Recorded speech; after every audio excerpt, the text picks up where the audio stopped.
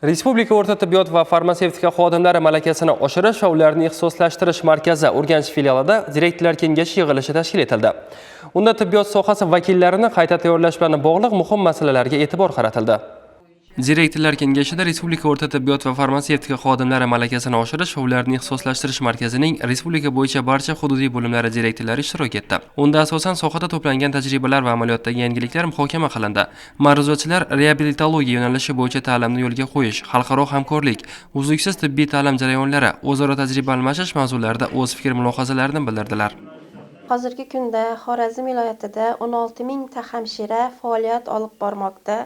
Shundan sog'liqni saqlash boshqarmasi bilan birgalikda hamshiralar malaka oshirish faoliyati olib borilmoqda. Yurak-qon tomir kasalliklari bo'yicha, skrining bo'yicha, reabilitatsiya bo'yicha yana o'quv ishlari olib borilmoqda.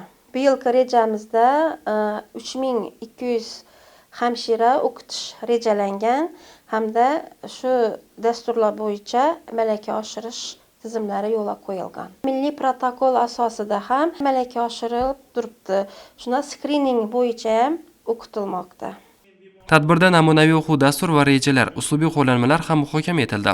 Bugungi rayosat yig'ilishida qator masalalar yo'lga qo'yilgan. Uy sharoitida reabilitatsiya masalalari, hozirgi kunda uni qanday amalga oshirish kerak, bu masala bo'yicha Prezidentimiz topshiriqlari bo'yicha Qashqadaryo viloyatida 5 ta tumanda o'qishni tashkil etilish masalalari ko'rilgan edi. Mana 1-martdan boshlab bu o'qish tashkil etildi. Bu tajribani natijasiga ko'ra har bitta viloyatlarda tashkil etiladi. Hozir Qarshi filiali o'z tajribasini almashadi.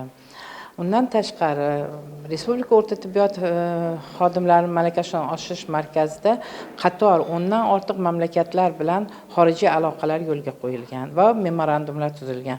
Bu memorandumlar ijrosi, pedagoglarni xorijlarda malaka oshirish masalalari, bu masala ham ko'rib chiqiladi. Hozirgi kunda sterilizatsiya masalalari juda dolzarb masalasi, shu bo'yicha yangi ishlab chiqarilgan dastur muhokamasi va eng kerakligi Xorazm tajribasi.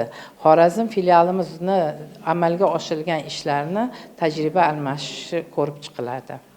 Direktorlar kengashining tashkil etilishidan asosiy maqsad markazda tahsil olayotgan har bir hamshiraning xizmat vazifasini amalga oshirishda yuzaga kelayotgan muammo va kamchiliklarning oldini olish hamda tizimdagi yangiliklardan xabardor qilishdan iborat.